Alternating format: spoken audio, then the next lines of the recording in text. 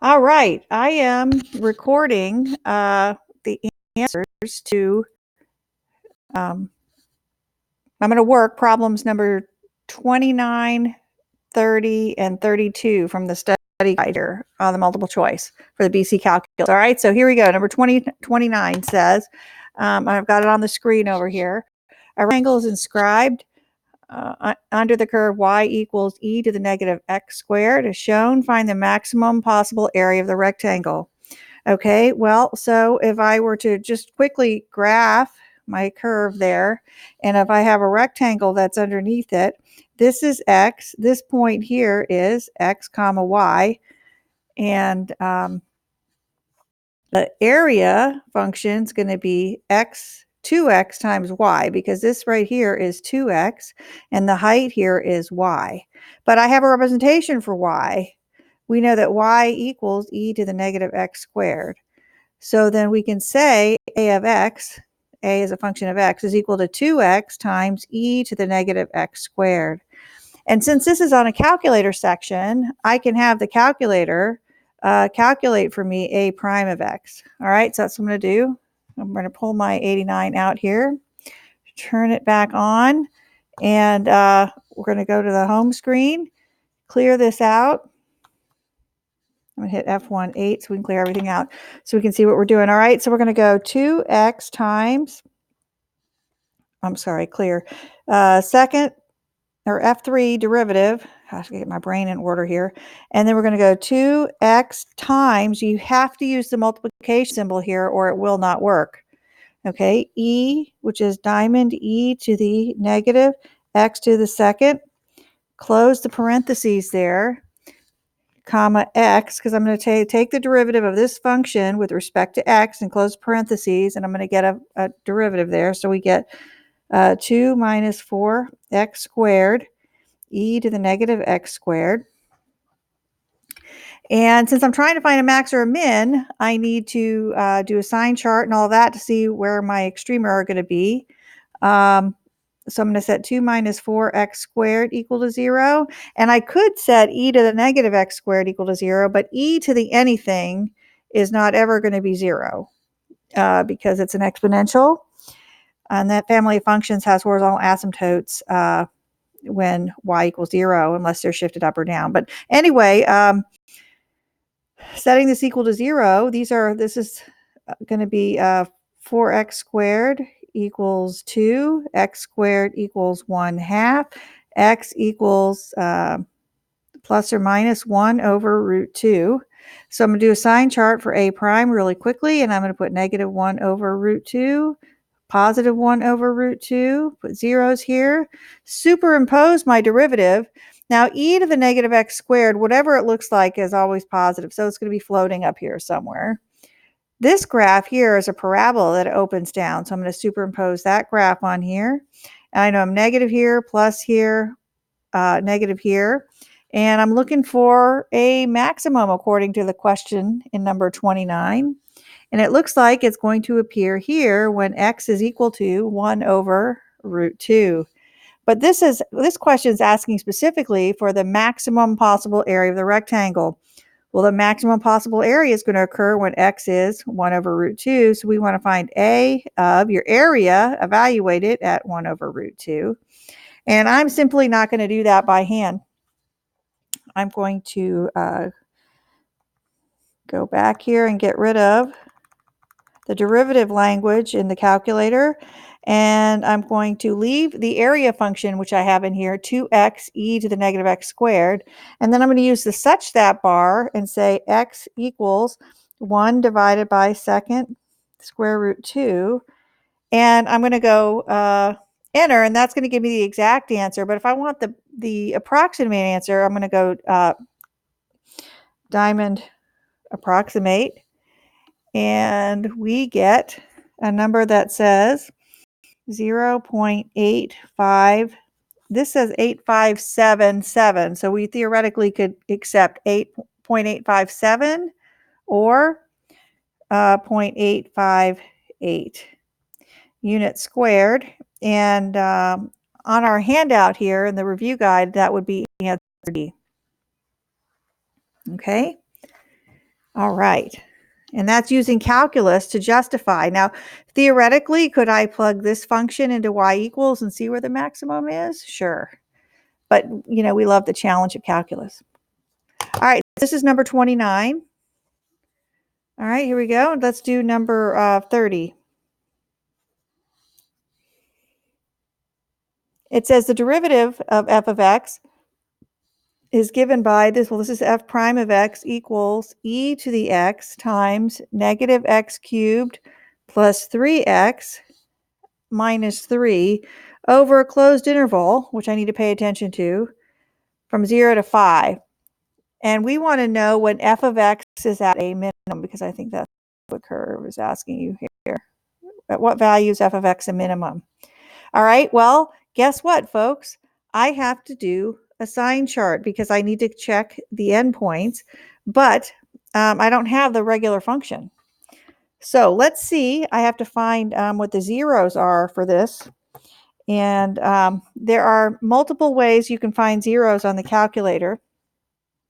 But I find lately it's most helpful if I do the zeros in, I need to put my piece of paper up here. I find the zeros on the graph. Because I've got a limited domain here, I think it's going to be easier to do that. So I'm going to go diamond y equals here, and I'm going to clear this out and then put my new function in, which is diamond e to the x times. You must use the times, parentheses, negative x to the third plus 3x, parentheses, minus 3. I think let's double check that. We've got e to the x times negative x cubed plus 3x minus 3. So I'm going to press enter. That goes into y1. And then I'm going to adjust my window from 0 to 5. And since I only care about the zeros, I'm going to go from negative 5 to 5 in the y direction because I only need the zero. So here we go. We're going to go diamond graph. All right, so this is like the derivative sign chart superimposed. And you see it's still thinking here. It's busy. It's still thinking. Now it's done, which means this crosses twice and then never comes back. All right, so let's do a sign chart for that. Here's f prime. And we got closed interval 0 to 5. And I'm going to find the first 0 by doing some math, which is f5. I want to find the 0, which is number 2. I'm going to put the lower bound at 0 because I'm allowed to type that in. Oops, not the plus, but 0, enter. And then the upper bound, I have these in increments of 1. So this is 1, 2, 3, 4, 5. So I'm going to put the upper bound as 1. And it's going to give me a 0 of, what is that, 0.6177. All right, and then I'm going to find the next 0 right here by hitting F5, 0, and then my lower bound I'm going to make 1 now, and my upper bound I'm going to make 2. Now let's see if that gives me 0. It does, and it gives me a 0 at 1.623. Zeros here, and this is the graph of the derivative, so I know that it's negative, and then it becomes positive, and then it stays negative after this forever, right? Now, I am looking for an absolute minimum. Well, I have a minimum here, and I might have, okay, so my graph is decreasing till I get to here. So this is a relative max, and my graph is decreasing till I get here. So this is either a relative max or relative min or an absolute min, and this is a min. Okay, so let's say I was adding the area up of these functions, right? So let's say I was adding the area from 0 to 0.617. Well, guess what? That's a negative number. I think everybody sees the area under this curve from 0 to this number is negative. Well, what happens then if I go from 0 to here? It became non-negative because I believe this area is bigger than this area, but it's not much more than 0. And then, golly, if I adjust my window, let's adjust my window in the negative y direction. I don't know, negative 50. Just to see what's happened. and diamond graph. There it's crossing and it's going up, and then what happens? Wow, it's diving way down. So I'm adding a whole bunch of negative area here. So I know that the y value of my original function has to be at an absolute min at 5. At x equals 5. Okay. Now I know that this is a tricky one because we don't know, what the original function value is. But if we were to create one where we started the integral at 0 to some x of f prime of t dt, and we pretended our initial condition, no matter what it was, we added on in the end. But if I start at 0, I get 0 area. And then if I go from 0 to 0.617, I get negative area because it's below. And then I add back some positive area, but certainly just enough to get it above 0. And then I start adding a bunch of negative areas. So this is way negative here. The original function will be way negative. All right, so I believe the answer to that one is, for number 30, is 5, which is E. Okay, all right, so let's do 32 because that was the next request. 32. 32 says, and it's down here, the second derivative of a function is given by this function. How many points of inflection does it have on the interval 0 to 20? All right, well, so they're telling us that f double prime of x is equal to 0.5 plus cosine x minus e to the negative x, all right? And they're giving us a closed interval, and that's from 0 to 20. That's right, I had to double check that. All right, so there we go. There's my function. And now I'm going to go to y equals and look at the graph, because points of inflection occur when the second derivative changes signs, not just when it's 0, but when it changes signs. Okay, so let's, I'm going to hit F4 here to deselect that one, and we'll put this new function in here, which is I have 0.5 plus cosine of x minus diamond e to the negative x, and I'm going to close it. There we go, and I'm going to double check that this function does indeed match what I have up here, and it looks okay.